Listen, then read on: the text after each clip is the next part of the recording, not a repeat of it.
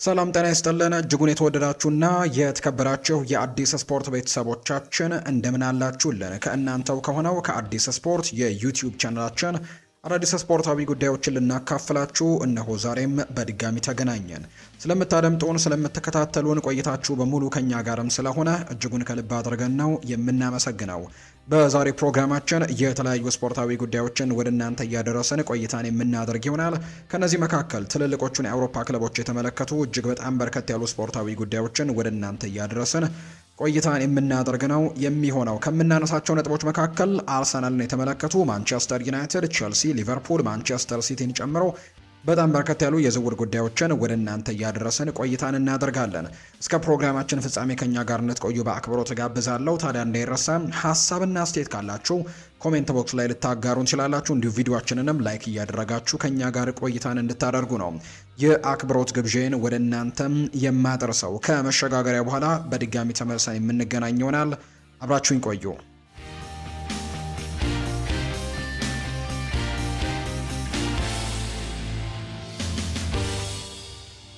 የአርሰናል ጉዳዮችን በማስቀደም እንጀምር። የዛሬ ፕሮግራማችንን አርሰናል በይፋ ተጫዋች ማስፈረሙን ዛሬ አረጋግጧል። ክሪስቶስ ዞሊስ ወደ አርሰናል መቀላቀሉ ነው ዛሬም የተረጋገጠው። አርሰናሎች ይህንን ተጫዋች ከቤልጅየሙ ክለብ ብሩዥ ማስፈረማቸውን ነው ይፋ እያደረጉ የሚገኙት።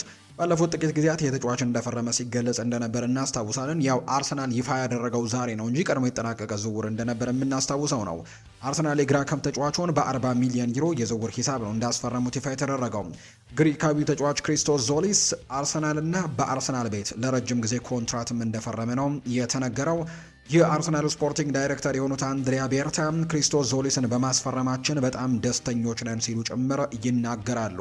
ይህ ተጫዋች በተለይ ባለፈው የውድድር ዓመት በክለብ ብሩዥ ቤት እጅግ አስደናቂ አቋሞችን ካሳዩ ተጫዋቾች መካከል አንደኛው ነው። እንግዲህ አውሮፓ ላይ ምናልባት ያው ትልልቆቹ የአውሮፓ ታላልቅ ሊጎች ላይ ባይሆንም የቤልጅየም ሊግ፣ ነገር ግን አውሮፓ ላይ ካሉ ሊጎች ግን በጣም በርከት ያሉ የግብ አስተዋጽኦችን ካደረጉ ተጫዋቾች መካከል ሶስተኛ ነው፣ ከሃሪኬን እና ከማይክል ኦሊሴ በመቀጠል ማለት ነውና 52 የጎል ተሳትፎችን ያደረገው 22 ጎሎችን ማስቆጠር ችሏል። ከዛ ውጭ 29 አሲስቶችን ያደረገበት የውድድር ዓመትን ያሳለፈውና በጣም ቆንጆ የሚባል የውድድር ዓመት ነበረው።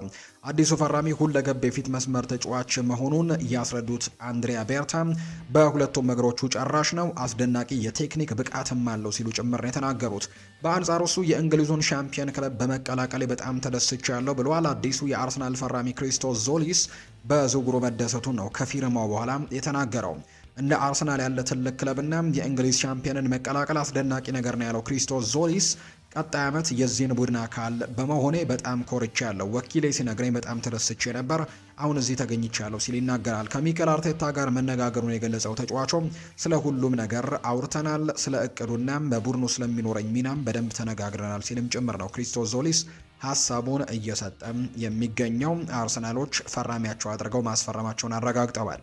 አርሰናል በዚህ የዝውውር ገበያ እስካሁን ያሳየው እንቅስቃሴ ለበርካታ የአርሰናል ደጋፊዎች እንዳላሰመነ ነው በርካቶች የሚናገሩት። በዚህ የክረምት ተጫዋቾች የዝውውር መስኮት በርከት ያሉ ዝውውሮች ይፈጸማል ብለው ቢጠብቁም የአርሰናል ደጋፊዎች እስካሁን ግን ያን ያክል የገፋ እንቅስቃሴን እያደረጉ አይገኝም። ብሩኖ ጉማሬሽን ለማስፈረም እንቅስቃሴዎችን እያደረገ እንዳለ እንሰማለን። ከዛ ውጪ የክንፍ መስመር ተጫዋቾችንም ለማስፈረም ጥረቶችን እያደረገ ነው። በተከላካይ መስመሩ ላይም የዊሊያም ሳሊባ ጉዳትን ተከትሎ አርሰናል እንቅስቃሴዎችን እንደሚያደርግ ይጠበቃል። ነገር ግን እስካሁን በነበረው አፈጻጸማቸው ያን ያክል ደስተኞች አይደሉም። የአርሰናል ደጋፊዎች እስካሁን ክሪስቶስ ዞሊስን ማስፈረማቸውን አረጋግጠዋል። ከዛ ውጪ ደግሞ ለግብ ጠባቂነትም በሁለተኛነት የሚጠቀሙበት ግብ ጠባቂን ኢላን መስሊየርን ማስፈረማቸውን እናስታውሳለን። ነገር ግን ቡድኑ በፍጥነትና በትክክለኛው የዝውውር ውሳኔዎች ላይ የሚፈልጋቸው ቦታዎችን እንዲሞላ አሁንም በደጋፊዎቹ ዘንድ ጥሪዎች በስፋት እየተሰሙ ነው። በተለይም በቡድን ውስጥ ያሉ ክፍተቶች የውድድር ዘመኑ ከመጀመሩ በፊት እንዲደፈኑ ነው የአርሰናል ደጋፊዎች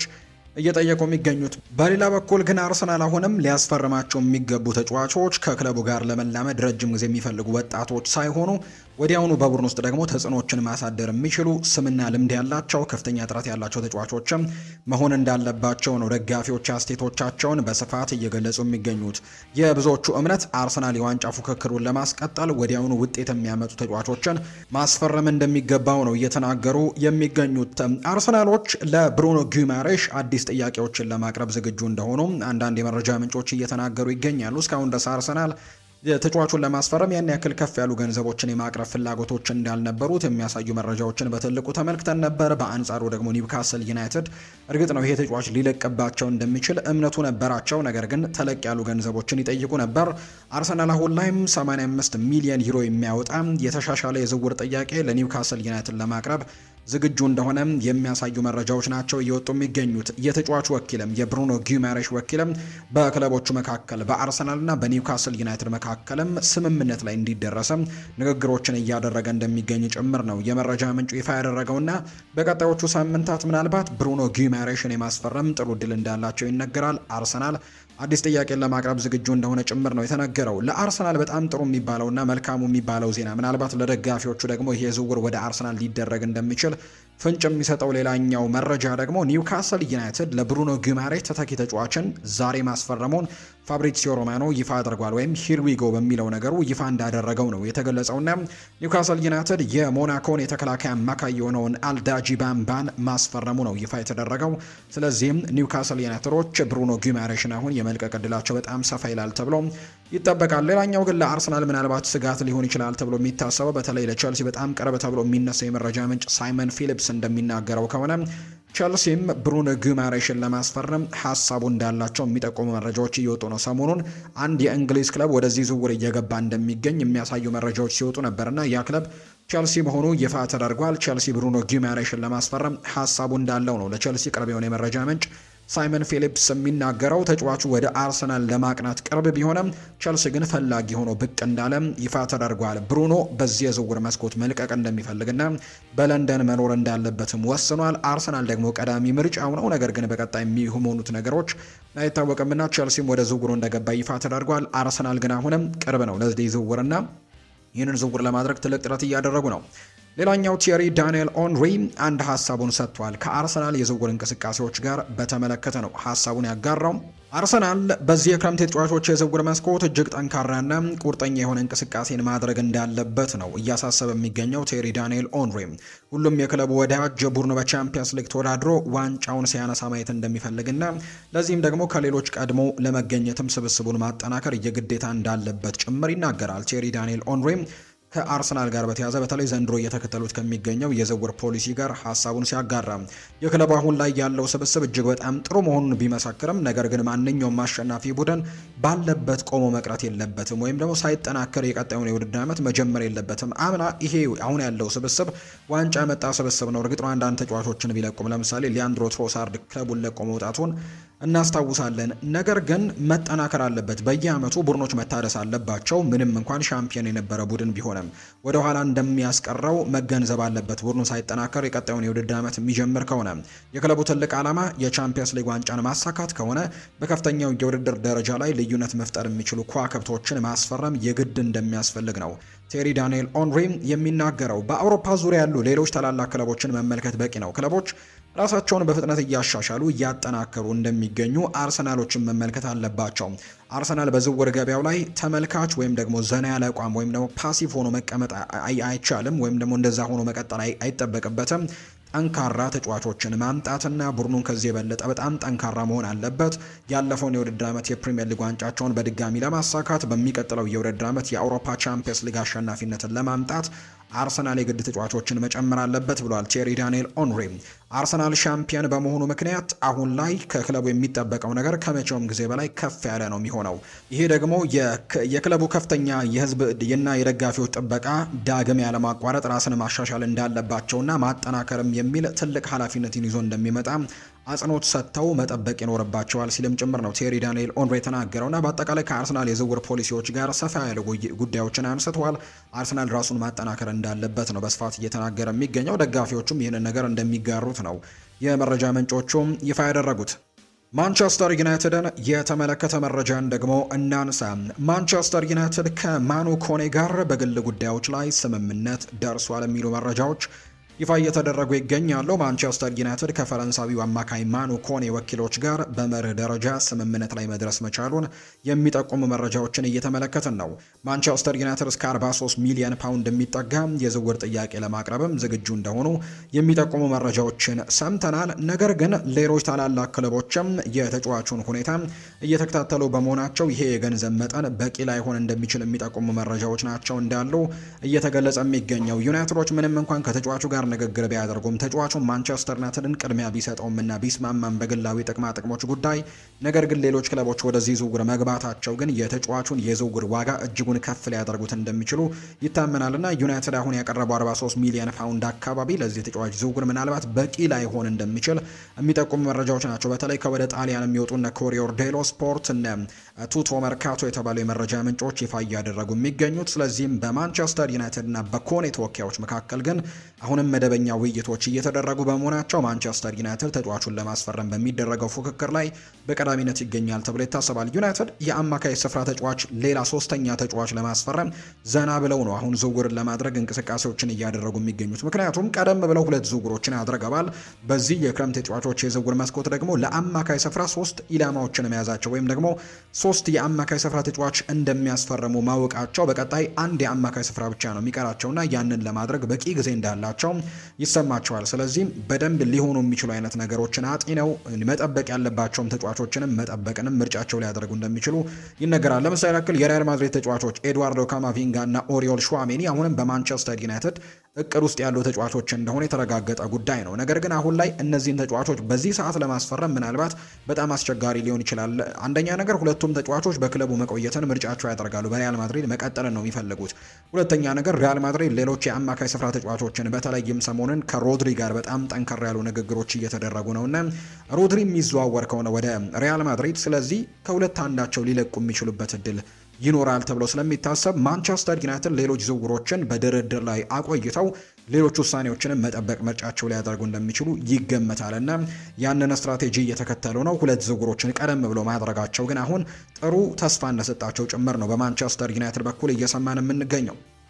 በማንቸስተር ዩናይትድ የዝውውር ፍላጎት ውስጥ የሚገኘው ከሪያል ማድሪድ ተጫዋቾች መካከል አንደኛው የሆነው ኤድዋርዶ ካማቪንጋ ነው። ነገር ግን ይሄ ተጫዋች ከሪያል ማድሪድ ጋር መልቀቅ በጭራሽ እንደማይፈልግ ነው የመረጃ ምንጮቹ እየጠቆሙ የሚገኙት። የዩናይትድ ሰዎች ከተጫዋቹ ወኪሎች ጋር ስለ ዝውውር ሁኔታ ለማወቅም ንግግሮችን ማድረጋቸውን የሚያሳዩ መረጃዎችን በተደጋጋሚ እየሰማን ነው።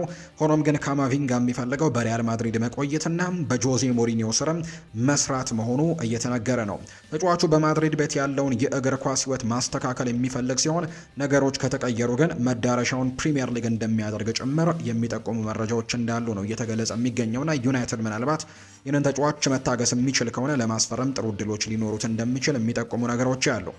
ሌላኛው ጆሹዋ ዘርክዚ ወደ ዩቬንቱስ የማምራት ፍላጎቶች እንዳሉት የሚጠቁሙ መረጃዎች አሉ።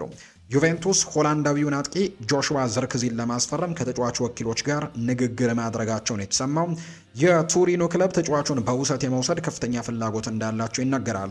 ዘርክዚ ወደ ጣሊያን ሴሪኤ ተመልሶ የመጫወት ፍላጎት ያለው ሲሆን ወደ ዩቬንቱስ ለማቅናትም ፍቃደኝነቱን አሳይቷል። ማንቸስተር ዩናይትድ ተጫዋቹን የሚለቅ ከሆነ አዲስ አጥቂ ለማስፈረም ወደ ዝውውር ገበያው እንደሚገቡ የሚያሳዩ መረጃዎችን ጋዜታ ዴሎ ስፖርት የተባለ የመረጃ ምንጭ ይፋ አድርጓል።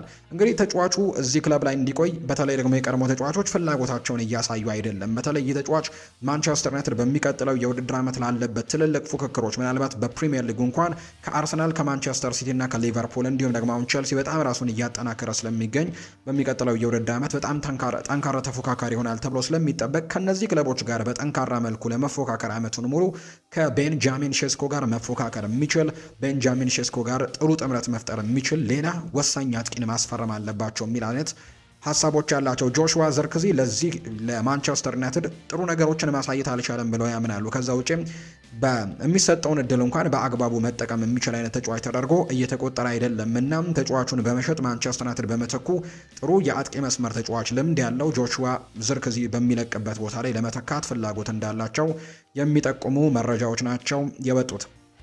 ሌላኛው ከማንቸስተር ዩናይትድ የዝውውር ጉዳዮች ጋር የሚነሳው ዩናይትድ የተከላካይ መስመርም ለማስፈረም ወደ ገበያ ሊወጣ የሚችልበት እድሉ እንዳለ እየተነገረ ነው። ከዚህ በፊት በአንዳንድ ፕሮግራሞቻችን ላይ ይህንን አንስተነዋል።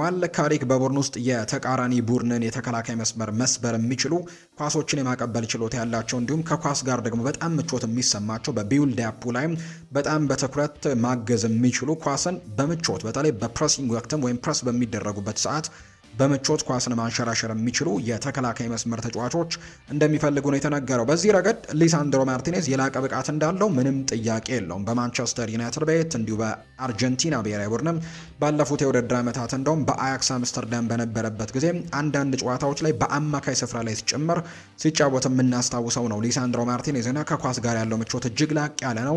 ከዛ ውጭ ደግሞ ሰንጣቂ ፓሶችንም በመስጠት ጭምር በጣም ክህሎት ያለው ተጫዋች ተደርጎ ይቆጠራል። ነገር ግን የዚህ ተጫዋች ተደጋጋሚ ጉዳቶች ግን በሚቀጥለው የውድድር ዓመትም ለማንቸስተር ዩናይትድ ስጋት ሆኖ ይቀጥላል ተብሎ ነው የሚታሰበው። ምክንያቱም በዓለም ዋንጫ ፍጻሜ ጨዋታ ላይ ጉዳት እንደደረሰበት እናስታውሳለን እና ማይክል ካሪክ እና ሊሳንድሮ ማርቲኔዝ የጠበቀ ግንኙነት ያላቸው ሲሆን አሰልጣኙ የሊሳንድሮ ማርቲኔዝን ታክቲካል አስፈላጊነትም በሚገባ ይረዳዋል።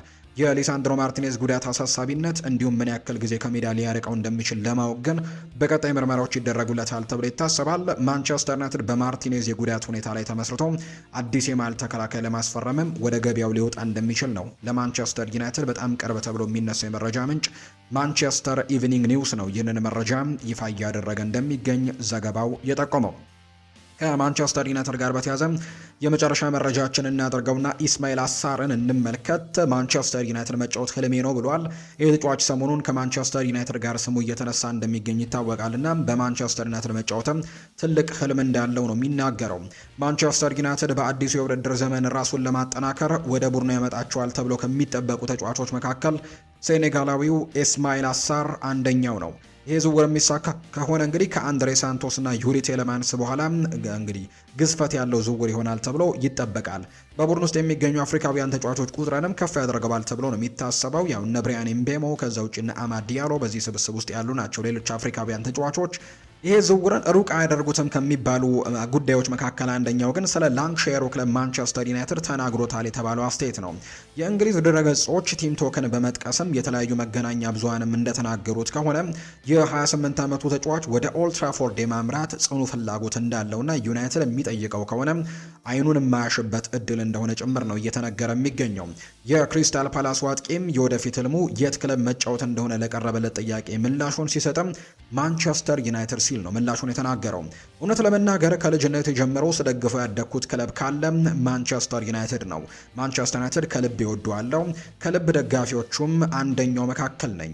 ይህ ሀሳብ ነው ተጫዋቹ በቀጣዩ የውድድር ዘመን ምናልባት ማንቸስተር ዩናይትድ ጠንክሮ እዚህ ተጫዋች ላይ የሚገፋ ከሆነ በቀዩ ማሊያ ልንመለከተው እንችላለን የሚሉ ግምቶችን ከፍ እንዲያደርጉ ያደረገው። ተጫዋቹ ስለ ማንቸስተር ዩናይትድ ድጋፍና ፍቅሩ ባነሳበት ቃለ መጠይቅም ከክሪስታል ፓላስ ጋር ተጨማሪ የ3 ዓመታት ውል የሚቀረው መሆኑን ተከትሎ ይህ ፍላጎት በክሪስታል ፓላስ ተጫዋቹን የማዞር ፍላጎት ላይ እንደሚመሰረት ነው የተነገረው። ኢስማኤል አሳር በቀደመው የውድድር ዘመን ክሪስታል ፓላስ በታሪኩ ለመጀመሪያ ጊዜ የአውሮፓ ኮንፈረንስ ሊግ ዋንጫን ሲያነሳ 9 ግቦችን በውድድሩ ላይ አስቆጥሯል። የውድድሩም ኮከብ ግብ አስቆጣሪ በመሆን ለሻምፒዮንነቱም ጉልህ አስተዋጽኦ ማበርከቱን እናስታውሳለን። ከኮንፈረንስ ሊግ ዋንጫ በተጨማሪ ግን የ2024-25 የውድድር ዘመን የኤፍኤ ካፕንና ኮሚንሺልድ ዋንጫዎችንም አንስተዋል። ኤፍኤ ካፑን ማንቸስተር ሲቲን በማሸነፍ ኮሚንሺልዱን ደግሞ እንዲሁ ሊቨርፑልን በማሸነፍ ሻምፒዮን መሆናቸውን የምናስታውሰው ነው። በተጠናቀቀው የዓለም ዋንጫም ሴኔጋል በጉዞዋ ላይ በ32ቱ ሀገራት ጥሎ ማለፍ ውስጥ ገብታ ነበር። በቤልጅየም ተሸንፋ ከውድድሩ ብትወጣም ኢስማኤል አሳር ግን በአራቱም ጨዋታዎች ላይ ተሰልፎ 4 ግቦችን በማስቆጠር አንድ ለግብ የሆነ ኳስ አመቻችቶ በማቀበል በጣም ድንቅ የሚባል ጊዜ ነው ኢስማኤል አሳር ከሴኔጋል ብሔራዊ ቡድን ጋር ማሳረፍ የቻለው። በሴኔጋል ሴንት ሉዊስ ከተማ የተወለደው ኢስማኤል አሳር እግር ኳስን በሀገሩ በሚገኘው ጄኔሬሽን ፉት ክለብ ነው የጀመረው። እንደ በርካታ ሴኔጋላውያን ተጫዋቾችም እርሱም የፕሮፌሽናል የክለብ ተጫዋች መንገዱን የጀመረው ያው ለአብዛኞቹ የአፍሪካውያን ተጫዋቾች መዳረሻ ናት ፈረንሳይ ውስጥ ሲሆን የፍሬንች ሊጓኑን ክለብ ሜትስ ነው ቀዳሚ ክለቡ እንደነበረ የሚነገረው። እንግዲህ ከዛ በኋላ ግን ሬንስ ተጫውተዋል፣ ዋትፈርድ፣ ኦሎምፒክ ደ ማርሴይ እና ክሪስታል ፓላስ ተጫውተው አሳልፏል። ይህ ተጫዋች ለሴኔጋል ዋናው ብሔራዊ ቡድን ደግሞ ላለፉት 10 ዓመታት እየተጫወተ ነው። በ2019 አፍሪካ ዋንጫን ያነሱትን ጨምሮ በ88 ጨዋታዎች ላይ ተሰልፎ 23 ግቦችን ለዚህ ብሔራዊ ቡድን ማስቆጠር ችሏል። ኢስማኤል አሳር በተጠናቀቀው የውድድር ዓመት ለሁሉም ውድድሮች የሚያስቆጠራቸው 20 ግቦችም የሚገኝበት ወቅታዊ አቋሙ በጣም ጥሩ እንደሆነ ማሳያ ነው። ዩናይትድ የቤንጃሚን ሼስኮ አማራጭ ሊያደርገው እንዲያስብም ያደረገ ጉዳይ ሆኗል። ብቸኛው የህልሜ ክለብ ላለው ማንቸስተር ዩናይትድ ይፈርማል ወይ? በቀጣይ በጉጉት የሚጠበቅ ጥያቄ ይሆናል ተብሎ ይታሰባል። ክሪስታል ፓላሶች ለኢስማኤል አሳር ዝውውር 50 ሚሊዮን ፓውንድ አካባቢ ሂሳብ ያስቀመጡ ሲሆን በዝውውር መስኮቱ ንቁ ተሳትፎን እያደረገ የሚገኘው ማንቸስተር ዩናይትድ ጆሹዋ ዝርክዚን የድርድሩ አካል ሊያደርገው እንደሚፈልግም አንዳንድ የመረጃ ምንጮች እንዲሁ ሲያነሱም እየተመለከተን እንገኛለን። በተጠናቀቀው የውድድር ዓመት አጋማሽ በማይክል ካሪክ አሰልጣኝነት መመራት የጀመረው ማንቸስተር ዩናይትድ ከነበረበት ውጤት አልባ መንገድ ወጥቶም በአጠቃላይ በውድድሩ ላይ 3ኛ ደረጃን ይዞ በማጠናቀቅ ወደ አውሮፓ ቻምፒየንስ ሊግ ተሳትፎ መመለሱ ይታወሳል። በሊጉም ደግሞ ከሻምፒዮኑ አርሰናል በተጨማሪ በአዳዲስ አሰልጣኞች ከመጡት ማንቸስተር ሲቲ ኤንዞ ማሬስካን አምጥቷል፣ ቼልሲ ቻቪ አሎንዞን አምጥቷልና ሊቨርፑል ደግሞ አንዶኒ ኢራኡላን አምጥቷል። ከነዚህ ክለቦች ጋር ብርቱ ፉክክር ይጠብቀዋል ተብሎ ይታሰባልና ለዛም ይረዳው ዘንድ የማጥቃት መስመሩን ማጠናከር የሚፈልግ ከሆነና ኢስማኤል አሳርም ሰሞኑን በትልቁ እየተነሳ ይገኝ ነበር። ምናልባት ማንቸስተር ዩናይትድ በትክክልም የተጫዋች ፈላጊ የሚሆን ከሆነ ተጫዋቹ ግን ወደ ማንቸስተር ዩናይትድ ለመምጣት ዝግጁ እንደሆነ የሚጠቁሙ መረጃዎችን ነው እየተመለከትን የምንገኘው። የቼልሲን መረጃዎች ደግሞ እንንገራቸው። ኢንጎሎ ኮንቴም ለማሊ ነበር መጫወት የሚፈልገው ብለዋል። ጄሚ ቫርዲ ነው ይህንን ሀሳብ የሰጠው። እነዚህ ሁለት ተጫዋቾች ኢንጎሎ ኮንቴና ጄሚ ቫርዲም ታሪክ በሰራው በሌስተር ሲቲ በክላውዲዮ ራኒየሪ ሌስተር ሲቲም የፕሪሚየር ሊግ ዋንጫን ሲያሸንፉ በጣም ወሳኝ ከሚባሉ ተጫዋቾች መካከል ነበሩ። እነዚህ ተጫዋቾች ከነ ሪያድ ማህሬዝ እና ከነ ዳኒ ድሪንኮተር ጨምሮ በርከት ያሉ ተጫዋቾችን በዛ ስብስብ ውስጥ በጣም ጥሩ ጊዜያቶችን ማሳለፋቸውን እናስታውሳለን። ካንቴና ጄሚ ቫርዲ ግን በሌስተር ሲቲ አብረው በነበሩበት ጊዜም እንግዲህ ጄሚ ቫርዲ እንደሚናገረው ከሆነ ኢንጎሎ ኮንቴ መጫወት የሚፈልገው ለማሊ ብሔራዊ ቡድን ነበር ሲል ይናገራል። ኢንጎሎ ኮንቴ መጫወት የሚፈልገው ከፈረንሳይ ይልቅ ለማሊ ብሔራዊ ቡድን እንደነበር ይናገራል።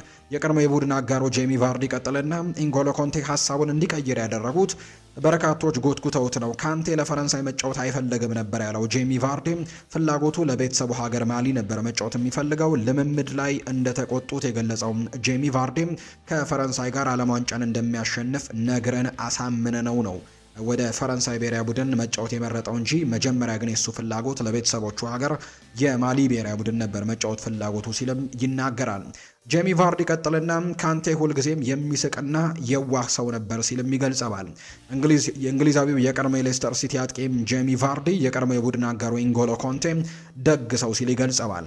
ኢንጎሎ ኮንቴም የቅንጦት ነገሮች ላይ ትኩረት እንደማይሰጥ ባለው ነገር ፈገግ ብሎ እንደሚኖር ነው ጄሚ ቫርዲ የሚናገረው። ኢንጎሎ ኮንቴ በቼልሲ ያለ ተጫዋቾቹም ያለው መኪና ስላረጀ አዲስ ቀይር ብለው መክረውት እንደነበር ቫርዲ ይናገራል። ይሁን እንጂ ኢንጎሎ ኮንቴ ግን አሮጌ መኪና ለቤተሰቦቹ ልኮ እሱ ግን ራሱን መኪናውን በተመሳሳይ ሞዴል አዲስ ገዝቶ ራሱን የነበረውን ያረጀውን መኪና በአዲስ ሞዴል ገዝቶ እንደመጣ ጭምር ይናገራል። ኢንጎሎ ኮንቴ በጣም የዋህ ሰው ነው፣ ሁልጊዜም ፈገግታ ደግሞ ከፊቱ የማይጠፋ ሰው ነበር ሲልም ነው ጄሚ ቫርዲ ስለ ኢንጎሎ ኮንቴ ሀሳቡን የተናገረው። ቸልሲ ሉዊስ ሃለን ወደ ስታንፈርድ ብሪጅ ለመመለስ ያልተጠበቀ እርምጃ ሊወስድ እንደሚችል እየተነገረ ነው። ዘገባዎች እንደሚያመለክቱት ከሆነ ቸልሲዎች ይህንን የአካዳሚ ውጤት ተጫዋችን ለኒውካስል ዩናይትድ ሲሸጡት ከወደፊት ሽያጩ የ20 በመቶ የሽያጭ ድርሻ እንደሚደርሳቸው ተስማምተው ነበርና ይህም የተጫዋቹ ዋጋ 60 ሚሊዮን ፓውንድ አካባቢ ቢሆንም ወደ ቸልሲ ለመመለስ የሚያስፈልገው ወጪ ግን ያንን 20%ን እንግዲህ በመተው እንግዲህ ገንዘቡን ሊቀንሱላቸው እንደሚችሉ የሚያሳዩ መረጃዎች ይፋ እየተደረጉ ይገኛሉ። ሉዊስ ሃል የቀድሞው የቼልሲ አካዳሚ ውጤት እንደሆነ የሚታወቅ ነው። ነገር ግን በኒውካስል ዩናይትድ ቤት ነው ራሱን በትልቁ እንዳሳየ የሚነገረው። በዚህ ክረምት የተጫዋቾች የዝውውር መስኮት በማንቸስተር ዩናይትድ ጨምሮ በሌሎችም ክለቦች ከሚፈለጉ ተጫዋቾች መካከል አንደኛው ሆኗል እንግሊዛዊው ሉዊስ ሃል። ከዛ ውጭ ደግሞ ከኒውካስል ዩናይትድ ጋር የመቀጠል ያን ያክል ፍላጎትም እንደሌለው የሚጠቁሙ መረጃዎች አሉ። በተለይ ከአሰልጣኝ ኤዲ ሃው ጋርም ጥሩ ተግባቦት የለውም ብለው በርካቶች የመረጃ ምንጮች እየተናገሩ ነውና እንደ ሳይመን ፊሊፕስ ዘገባ ከሆነ ቼልሲ ምናልባት የራዮ ቫይካኖን ተጫዋች ፔፕ ጃቫሪ ያለ ማስፈረም ጥረቶችን እያደረገ ነበር። የሱ ዝውውር የማይሳካላቸው ከሆነ ፊታቸውን ወደ ሉዊስ ሆል ሊያዞሩ እንደሚችሉ የሚጠቁሙ መረጃዎችን እየገለጹ ነው የሚገኙት። ቸልሲዎች የሞርጋን ሮጀርስን ዝውውር ማጠናቀቃቸውን እናስታውሳለንና የሮጀርስን በተለያዩ ቦታዎች ላይ የመጫወት ችሎታን ከፍ አድርገው ይመለከቱታል። ተጫዋቹም ቨርሳታይል ከሚባሉ ተጫዋቾች መካከል አንደኛው ነው። ምክንያቱም በ10 ቁጥር ሚና ላይ መጫወት ይችላል። በግራም በቀኝም ክንፎች ላይ የመጫወት አቅም እንዳለው በተደጋጋሚ ጊዜ ይገለጻልና ቨርሳታይል ከሚባሉ ተጫዋቾች መካከል አንደኛው ነው። በተለይ የአርሰናል አሰልጣኝ ሚኬል አርቴታ ይህንን ተጫዋች ሲፈልጉ ከነበሩበት ምክንያቶች መካከል አንደኛው ቨርሳታይልነቱ እንደነበረ የምናስታውሰው ነውና እርሱ ዋና አጥቂ ካልሆኑት 4 ዋና የማጥቃት ቦታዎች ላይ ማለትም በግራ ክንፍ ቦታ ላይ፣ በአጥቂ አማካይ ቦታ ላይ፣ በቀኝ ክንፍና እንደ ፎልስ ናይን ወይም ደግሞ ሀሰተኛ 9 ቁጥርም በብቃት መጫወት የሚችል አይነት ተጫዋች ተደርጎ ይቆጠራልና ቼልሲ ይህንን ነገር በጣም በትልቁ እንደሚወዱለት ነው ዘ አትሌቲክ የተባለ የመረጃ ምንጭ ይፋ ያደረገው። ዘ አትሌቲክ ይቀጥልና አዲሱ አሰልጣኝ የሆኑት ቻቢ አሎንዞ የትኛውንም የአጨዋወት አስተላለፍ ቢመርጥ ሮጀርስን በሜዳው የግራ ክፍልና ብዙ ጊዜ ደግሞ እንደሚያሰልፈው ነው የሚጠበቀው። ይህም ደግሞ ኤንዞ ፈርናንዴስ ምን አይነት እጣ ፈንታ ይገጥመው እንደሆነም በቀጣይ የሚታይ ይሆናል ተብሎ የሚታሰብ ነው። ዘ አትሌቲክ እንደተናገረው ከሆነ ግን ሮጀርስ በተለይ ለቻቪ አሎንዞ ስርዓት በጣም ወሳኝ ከሚሆኑ ተጫዋቾች መካከል አንደኛው ተደርጎ ሊወሰድ እንደሚችል ነው የመረጃ ምንጩ ዘ አትሌቲክ ይፋ እያደረገ የሚገኘው። የማንቸስተር ሲቲን ጉዳዮች የምንንገራቸው ሮድሪ ቀዶ ጥገናን ሊያደርግ ነው። የማንቸስተር ሲቲው የመሃል ሜዳ ተሰላፊ የሆነው ሮድሪ የጀርባ ቀዶ ጥገና ሊያደርግ መሆኑ ይፋ ተደርጓል። የዓለም ዋንጫ አሸናፊው ሮድሪ በሕክምናው ምክንያትም ለምን ያክል ጊዜ ከሜዳ እንደሚርቅም የተረጋገጠ ጉዳይ የለውም። ሮድሪ በዓለም ዋንጫ ወቅትም በስፔን ብሔራዊ ቡድን ሁሉንም 8ቱንም ጨዋታዎች ከምድብ የመጀመሪያ ጨዋታ ጀምሮ እስከ ፋይናሉ ጨዋታ ድረስም ሜዳ ላይ ማገልገል ችሎ እንደነበር እናስታውሳለን። በሌላ በኩል በክለቡ የ1 ዓመት ኮንትራት የሚቀረው ሮድሪ በማንቸስተር ሲቲ ያለው ቆይታ የተረጋገጠ እንዳልሆነ የሚያሳዩ ነገሮች አሉ። ተጫዋቹ ወደ ስፔን ተመልሶ ለሪያል ማድሪድ የመጫወት ፍላጎት ቢኖረውም ሎስ ብላንኮቹ ግን ሊያስፈርሙት ምናልባት በዚህ ጉዳይም ሊያስፈርሙት የሚችልበት እድል እንዳለ ወይም ደግሞ ከዝውውሩ ራሳቸውን ወደ ኋላ ሊያደርጉ የሚችሉበት እድሉ እንዳለ እየተነገረ ነው። በኋላ ላይ ከሪያል ማድሪድ ጋር በስፋት እናነሷለን። ነገር ግን የሪያል ማድሪዱ ፕሬዚደንት ፍሎሬንቲኖ ፔሬዝ ፍላጎት እንደሌላቸው ነው በተደጋጋሚ እየተገለጸ የሚገኘው። ሊድስ ዩናይትዶች ጄምስ ትራፎርድን ሊያስፈርሙ ነው። ሊድስ ዩናይትድ የማንቸስተር ሲቲውን ግብ ጠባቂም ጄምስ ትራፎርድን ለማስፈረም በንግግር ላይ መሆናቸው እየተነገረ ነው። ኒውካስል ዩናይትዶችም በተመሳሳይ ግብ ጠባቂውን ለማስፈረም ትልቅ ፍላጎት እንደነበራቸው የሚታወስ ጉዳይ ነው። ፍላጎትም ማሳየቱ እየተነገረ ይገኛል። ነገር ግን ሊድስ ዩናይትድ እንደቀደመ የሚያሳዩ ነገሮች ያሉ፣ ግብ ጠባቂው በበኩሉ ሊድስ ዩናይትድን የመቀላቀል ፍላጎት እንዳሳየም ዘ አትሌቲክ የተባለው የመረጃ ምንጭ ይፋ አድርጓል። ግብ ጠባቂው ባለፈው ዓመት ማንቸስተር ሲቲ ከመጠየቁ በፊት ኒውካስል ዩናይትድን ለመቀላቀልም ተቃርቦ እንደነበር እናስታውሳለን። በተለይ ማንቸስተር ሲቲዎች ባለፈው የክረምት ተጫዋቾች የዝውውር መስኮት ይህንን ተጫዋች ሲያመጡት የቋሚነት እድልን እንደሚሰጡት ጭምር ቃል ገብተውለት ነበር ያመጡት። ነገር ግን በአጋጣሚም ጆአንሉጂ ዶናሩማን ማስፈረማቸው ይታወሳልና በዛ ምክንያት ዓመቱን ሙሉ በተለይ በፕሪሚየር ሊጉ የመሰለፍ እድሎችን ማግኘት አልቻለም። በካፕ ጨዋታዎች ላይ እርግጥ እሱ ተሰልፎም ዋንጫዎችን ማምጣታቸው ይታወሳል። የኤፍኤ ካፕን ከዛ ውጭ የካራባው ካፕንም ጭምር ማሳካታቸውን እናስታውሳለን። በእነዚያ የካፕ ጨዋታዎች ላይ አገልግሎት ሲሰጥ እንደነበር እናስታውሳለን። በፕሪሚየር ሊግ ግን አሁን በቋሚነት መጫወት ይፈልጋልና ክለቡን ለመልቀቅ ግን ዝግጁ እንደሆነ ነው አሁን ላይ እየተገለጸ የሚገኘው። ስለዚህም ኒውካስል ዩናይትድን ሳይሆን ሊድስ ዩናይትድን ሊመርጥ እንደሚችል ይፋ ተደርጓል። ሊድስ ዩናይትድ ቁጥር 1 ግብ ጠባቂውን ካርል ዳርሎን በነፃ ማንቸስተር ዩናይትድ መቀላቀሉን ተከትሎ አሁን ላይ ግብ ጠባቂ እየተመለከቱ ነበርና ጄምስ ትራፎርድን የማስፈረም ጥሩ እድል እንዳላቸው የሚጠቁሙ መረጃዎች ናቸው ይፋ የተደረጉት። የሊቨርፑል ጉዳዮችን በዚሁ እንንገራችሁ ውድ ቤተሰቦቻችን። ሊቨርፑል አሁንም ብራድላይ ባርኮላን ለማስፈረም ከሁሉም የበለጠም ተጨባጭ ፍላጎት ያለው ክለብ ሆኖ ብቅ እንዳለም የሚያሳዩ መረጃዎች እየተነገሩ ነው። እርግጥ ነው ይህንን ተጫዋች ለማስፈረም ትልቅ ፍላጎቶች እንዳሉት በተደጋጋሚ ጊዜ ሲገለጽ እንደነበር እናስታውሳለን። አሁንም ሊቨርፑል ይህንን ተጫዋች ለማስፈረም ጥሩ ደረጃ ላይ ነው የሚገኘው። አንዳንድ የመረጃ ምንጮች በተለይ ፋብሪዚዮ ሮማኖ ባርሴሎና ከተጫዋቹ ጋር የተያዘ ወሬ እውነት አይደለም ሲል ይናገራል። አንዳንድ የመረጃ ምንጮች ባርሴሎናን ከዚህ ተጫዋች ጋር አያይዘውት ነበር፣ ነገር ግን የባርሴሎና ፍላጎት ትክክል አይደለም ሲልም ነው የሚናገረው ፋብሪዚዮ ሮማኖ። ነገር ግን ይህንን ተጫዋች ሊቨርፑልና ሌሎች ክለቦች እንደሚፈልጉት ይታወቃል። በትልቁ ግን ሊቨርፑል ጥረቶችን እያደረገ ነው ሲል ይፋ አድርጎታል ፋብሪዚዮ ሮማኖ። የሪያል ማድሪድ ጉዳዮችንም በዚሁ እንንገራቸው። ሪያል ማድሪድ ለኤድዋርዶ ካማቪንጋ መውጫ መንገዶችን ለማግኘት እየሞከረ ነው ብሎ ይለናል ለሪያል ማድሪድ ቅርብ የሆነ የመረጃ ምንጭ ሮድራ ሲናገር። ተጫዋቹን ለማቆየት መፈለጉን ቀጥሏል። ተጫዋቹ መቆየትን ምርጫው ያደርጋል። ነገር ግን ሪያል ማድሪድ ለማስወጣት ደግሞ ጥረት እያደረገ ነው። የሮድሪ ዝውውር ግን ይህንን ዝውውር ምናልባት ሊገፋው ይችላል ተብሎ ይታሰባል። ሮድሪ የሚፈርም ከሆነ ካማቪንጋ የመልቀቅ ዕድሉ በጣም ሰፋ ያለ ሊሆን እንደሚችል እየተነገረ ነው። በክለብ ውስጥ ያሉ አካላት ከሮድሪ ጋር በተያያዘ ሁለት አይነት መረጃዎች እየወጡ ነው። በተለይ ታማኝ የሚባሉ የሪያል ማድሪድ የመረጃ ምንጮች እንኳን ለሁለት ተከፍለው ነው ስለዚህ ዝውውር እየተናገሩ የሚገኙት። ግማሾቹ ሪያል ማድሪድ የማስፈረም ፍላጎቶችን እያሳየ ነው፣ ከተጫዋቹ ጋር ጥሩ ነገሮችን እየተነጋገሩ ነው የሚሉ አይነት ሀሳቦችን ያነሳሉ። በአንጻሩ አንዳንድ የመረጃ ምንጮች ደግሞ የለም ሪያል ማድሪድ ይህንን ተጫዋች የማስፈረም ምንም አይነት ፍላጎቶች በዚህ ሰዓት የለውም የሚል አይነት ሀሳቦችን እያጋሩ ይገኛሉ። ዲያሪዮ አስ እንደሚናገረው ከሆነ በክለብ ውስጥ ያሉ አካላት ሮድሪን ለማስፈረም ትክክለኛው ጊዜ አሁን መሆኑንና ዝውውሩን በ60 ሚሊዮን ዩሮ አካባቢ መጨረስ እንደሚችሉ ነው ዲያሪዮ አስ እየተናገረ የሚገኘው። ሪያል ማድሪድ ሮድሪን ለማስፈረም እየተዘጋጀ ነው። ፍሎሬንቲኖ ፔሬዝ መጀመሪያ ላይ ሙሉ በሙሉ አልተስማሙም ነበር፣ ነገር ግን አሁን ላይ ነገሮች እየተቀየሩ እንደመጡ የመረጃ ምንጩ ጨምሮ ይናገራል። ክለቡ አሁን ላይ የቶኒ ክሮስን ሚና የሚሸፍን ተጫዋችን ለማስፈረም በጣም አስፈላጊ እንደሆነ ያመኑ ሲሆን ያንን ሚና ደግሞ የሚወጣው ተጫዋች ሮድሪ እንደሆነ ይሰማቸዋል የሚል መረጃ ነው እየተነገረ የሚገኘው። ሮድሪ እስካሁን ከማንቸስተር ሲቲ የቀረበለትን አዲስ ውል ግን አልፈረምም ብሏል ፋብሪዚዮ ሮማኖ። ምክንያቱም ሮድሪ ሪያል ማድሪድን መቀላቀልን እየጠበቀ ነውና የሪያል ማድሪድ ውሳኔን መጠበቅን ይመርጣል ተብሏል። ነገር ግን የቀዶ ጥገና ሊያደርግ ዝግጁ መሆኑን ተከትሎ ምናልባት በዛ ቀዶ ጥገና ምክንያት ረጅም ጊዜያቶች ከሜዳ የሚርቅ ከሆነ አስቸጋሪ ሊያደርገው እንደሚችል የሚያሳዩ መረጃዎችን በትልቁ እየሰማን ነው የምንገኘው። ሮቤርቶ ዲዘርቢ ሀሳባቸውን ሰጥተዋል። ተጨማሪ አዳዲስ ተጫዋቾችን ማስፈረማችን አሁንም አይቀሬ ነው ብለዋል ሮቤርቶ ዲዘርቢ ሲናገሩ። የቶትናም ሆትስፐርስ አሰልጣኝ የሆኑት ሮቤርቶ ዲዘርቢም እንግዲህ ቶትናም ሆትስፐርስ በዚህ ክረምት የዝውውር መስኮት ተጨማሪ አዳዲስ ተጫዋቾችን ወደ ቡድኑ ሊቀላቀል እንደሚችል ፍንጭ ሰጥተዋል። ስፐርስ እስካሁን ድረስ ለ6 አዳዲስ ተጫዋቾች 237 ሚሊዮን ፓውንዶችን ያወጣ ሲሆን በተለይ ሳንድሮ ቶናሊን ከኒውካስል ዩናይትድ በ100 ሚሊዮን ፓውንድ፣ ከዛ ውጪ ማቲዮስ ፈርናንዴስን ከዌስትሃም ዩናይትድ በ85 ሚሊዮን ፓውንድ ጨምሮ እነ ጂያን ፖል ቫን ኬክ፣ ማርኮስ ሴንሲ እንዲሁ ደግሞ አንድሪው ሮበርትሰንን ጨምሮ ሌሎች ተጫዋቾችን ማምጣታቸው የሚታወስ ጉዳይ ነውና በሳንድሮ ቶናሊ ዝውውር ግን የዝውውር ሪከርድ የክለቡን የዝውውር ሪከርድ በመስበር ማስፈረማቸው ይታወሳል። ከቶናሊ በተጨማሪ ግን ማቲዮስ ፈርናንዴስ፣ ዣን ፖል ቫን ሄክ በከፍተኛ ሂሳብ ቡድኑን የተቀላቀሉ ናቸው።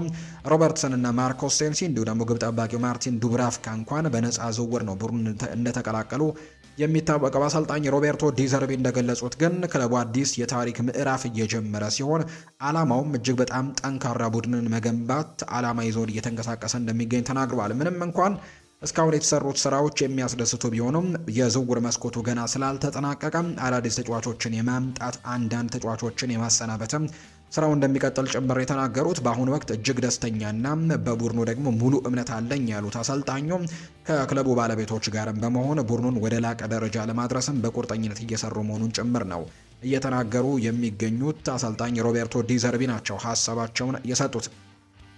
ባርሴሎና በይፋ ተጫዋች ማስፈረሙን ዛሬም ይፋ አድርጓል። እንግዲህ ካሪም አዲየሚን ዝውውር ነው ይፋ ያደረጉት። የካታላኑ ክለብ ባርሴሎና እንግዲህ የካሪም አዲየሚን ከቦሩሲያ ዶርትመንድ ማስፈረማቸውን በይፋም እንዳረጋገጡ ነው እየተገለጸ የሚገኘው። ስለዚህም የካታላኑ ክለብ ባርሴሎና በ22 ሚሊዮን ዩሮ በሚደርስም የዝውውር ሂሳብ ነው ማስፈረማቸው ይፋ እየተደረገ እንደሚገኝ ዘገባው እየጠቆመ የሚገኘው። በተጨማሪም ባርሴሎና ዓለም ዋንጫውን ካሸነፈና ስምምነቱ የተወሰነ ጨዋታዎችን ካደረገም 7 ሚሊዮን ዩሮ ይጨምራል ተብሎ ይታሰባል። ካሪም አዲየሚም በባርሴሎና ቤት 12 ሚሊዮን ዩሮ ደግሞ ይከፈለዋል ተብሎ እንደሚጠበቅ ነው የመረጃ ምንጩ የተናገረው። ለባርሴሎና መጫወት ለኔ ትልቅ ክብር ነው ብሏል ካሪም አዲየሚ። ባርሴሎናን የተቀላቀለው ጀርመናዊ አጥቂ ካሪም አዲየሚ ለባርሴሎና መጫወት ክብር ነው ሲል ይገልጸዋል። አሁን ለዓለም ትልቁ ክለብ ባርሴሎና እጫወታለሁ፣ ይሄ ለኔ በጣም ትልቅ ክብር ነው ሲል ካሪም አዲየሚ ተናግሯል። ስለ ያማል ያነሳው አዲየሚ ያማል አስደናቂ ተጫዋች ነው፣ ሜዳ ላይ በጥሩ ሁኔታ መጣመር እንችላለን ሲልም ተደምጧል። ከባርሴሎና የቀድሞ ተጫዋቾች የማን አድናቂ እንደሆነ የጠየቀው ካሪም አዲየሚ የኔ ምርጡ ሊዮኔል ሜሲ ነው፣ ነገር ግን ሮናልዲኒዮ ሲጫወት ማየት ግን በጣም ወድ ነበር ሲልም ጭምር ነው እንዲሁ እየተናገረ እንደሚገኝ ዘገባው የጠቆመው። ኢንተር ማያሚን ለመቀላቀል አንደኛው ምክንያት ሊዮኔል ሜሲ ነው ብለዋል ካርሎስ ካሴሜሮ። ብራዚላዊው አማካይ ካሴሜሮ ኢንተር ማያሚን ስለመረጠበት ምክንያት አስቴቱን ሰጥቷል። ሎስ አንጀለስ ጋላክሲ አነጋግሮት እንደነበር የገለጸው ካሴሜሮ አሜሪካ ከሄድኩኝ በኋላ ለኢንተር ማያሚ ብቻ እንደምጫወት ነግሬያቸዋለሁ ብሏል። ክለቡ ያለው እቅድና የማሸነፍ ፍላጎት እንዲሁም በታሪክ ከታዩ ምርጥ ተጫዋቾች መካከል ከአንዱ ሜሲ ጋርም የመጫወት እድልን ማግኘቴም ወደ ክለቡ እንዳመራ ስቦኛል ብሏል ካሴሜሮ። አክሎም ቡድኑና ሊዮኔል ሜሲን ሜዳ ላይ ለማገዘም ጓጉቻ ያለው ሲልም ጭምር ነው የተናገረው። ፔድሮ ፖሮ ሜዳሊያውን ለአያቱ አበርክቷል። የስፔኑ ተከላካይ ፔድሮ ፖሮ በልጅነቱ ወደ ልምምድ ቦታም ረጅም መንገድ ሲጓዝ ወንድ አያቱ ነበሩ የሚያመላለሱት። ፔድሮ ፖሮም በወቅቱ ለአያቱ ለስፔን ዓለም ዋንጫን እንደሚያሸንፍ ቃል ገብቶላቸው ነበር። ዓለም ዋንጫን ያሸነፈው ፔድሮ ፖሮ አሁን ላይ ሜዳሊያውን ይዞ በመሄድም ለአያቱ ተልእኮ እንደተጠናቀቀም ገልጾላቸዋል ነው እየተባለ የሚገኘው። የዓለም ዋንጫ ሜዳሊያውንም ለአያቱ እንዳበረከተም ይፋ ተደርጓል። ሌላኛው የምናነሳው ጉዳይ የወልቨርሃምፕተን ወንደረርስ አጥቂም የቡድኑን ልምምድ ሰርዟል። የወልቨርሃምፕተን ወንደረርሱ ናይጄሪያዊ አጥቂ ቶሉ አርድኮሬም እንግዲህ የቡድኑ መደበኛ ልምምድ እንዲሰረዝም ምክንያት መሆኑን የተነገረው ቶሉ ከልምምድ ሜዳ አልወጣም በማለት የቡድኑን ልምምድ ማሰረዙን የተነገረው ተጫዋቹ ሜዳ ውስጥም ገብቶ ቁጭ ማለቱ ሲገለጽ ለቅቅ ያልሄድም በማለት ነው ተቃውሞ ማሰማቱ የተነገረው። ተጫዋቹ የክለቡ አስተዳደር ፊዮረንቲናን እንዲቀላቀል ፍቃድ እንዲሰጠው በተቃውሞ መጠየቁ ይነገራል። በትናንትናው ልምምድ ወቅትም ክለቡ ተጫዋቹን ወደ ልምምድ ቦታ እንዳይገባም ጥበቃ ማቆሙ ጭምር ነው እየተነገረ የሚገኘው። አርጀንቲና ከዓለም ዋንጫ ውድድር ተሳትፎ እንድትታገድ የሚጠይቅ ድምፅ መሰባሰቡ እየተነገረ ነው። በድምፅ ማሰባሰቡ ሂደት ይህንን መረጃ ወደ እናንተ እያደረስን ባለንበት ሰዓት 23 ሚሊዮን ሰዎች ድምፅ መስጠታቸው ነው እየተነገረ የሚገኘው። የፈረንሳዩ የመረጃ ምንጭም አርኤምሲ እየተናገረ የሚገኘው ከዚህ በፊት ሪከርድ የሆነ የድምፅ ማሰባሰብ የተደረገው በ1997 ሲሆን 24 ሚሊዮን እንደነበር ይፋ ተደርጎ ነበር። አርጀንቲና እንድትታገድ የሚጠይቀው ድምፅ ሪከርድ ለመስበር በጣም መቃረቡን የተነገረው። በሌላ በኩል ግን በአርጀንቲና የዓለም ዋንጫ ፍጻሜ እንዲደገምም የሚጠይቅ ድምፅም በመሰባሰቡ ሲነገር 100 ሺዎች የሚጠጉ ሰዎችም ፊርማ እንዳኖሩበት ጭምር ነው የተነገረው። ሌላኛው የጋዜጣ ዴሎ ስፖርት መረጃ የሚያሳየው ፔፕ ጓርዲዮላ የጣሊያን ብሔራዊ ቡድን አሰልጣኝ ሆኖ እንዲሾም የቀረበለትን ጥያቄም ውድቅ ለማድረግ ተቃርቧል የሚል ነው። ጓርዲዮላ በአመት 20 ሚሊዮን ዩሮ ደሞዝ እንዲከፈለው ሲጠይቅ የጣሊያን እግር ኳስ ፌዴሬሽን ደግሞ ማቅረብ የቻለው 10 ሚሊዮን ዩሮ ብቻ በመሆኑ ውድድሩ አስቸጋሪ አድርጎታል። ጓርዲዮላ ጥያቄውን በይፋ ውድቅ ካደረገም ፌዴሬሽኑ ወዲያውኑ ወደ አንቶኒዮ ኮንቴ እንዲሁ አንድሪያ ፒርሎ እና ሮቤርቶ ማንሲኒ አቅጣጫውን እንደሚቀይር የሚያሳዩ መረጃዎች ይፋ እየተደረጉ እንደሚገኝ ነው ዘገባው የጠቆመው። የተወደዳችሁና የተከበራችሁ ቤተሰቦቻችን ለዛሬ ያዝንላችሁ አዳዲስ ስፖርታዊ ጉዳዮቻችን እነዚህን ይመስላሉ። ስላደመጣችሁን፣ ስለተከታተላችሁን፣ ቆይታችሁን ከኛ ጋርም ስላደረጋችሁ እጅግ ከልብ አድርገን እናመሰግናለን። ፉአድ ባህሩ የዛሬውን ፕሮግራም እየመራው ከእናንተ ጋር ቆይታን አድርግ ያለው የተለያዩ ርዕሰ ጉዳዮችን አዳዲስ ስፖርታዊ መረጃዎችን አካተትንበት የዛሬው የዕለተ ሐሙስ የምሽቱ የስፖርት የመረጃ ሰዓታችን ይህንን ይመስል ነበር። በቀጣይ ፕሮግራሞቻችን መልሰን እስክንገናኝ ድረስ መልካም ጊዜ መልካም ቀን እንዲሆንላችሁ ነው በአክብሮት የምመኘው። ስላደመጣችሁን ከልብ አድርጌ ያመሰገንኩኝ። መልካም ቀን ይሁንላችሁ።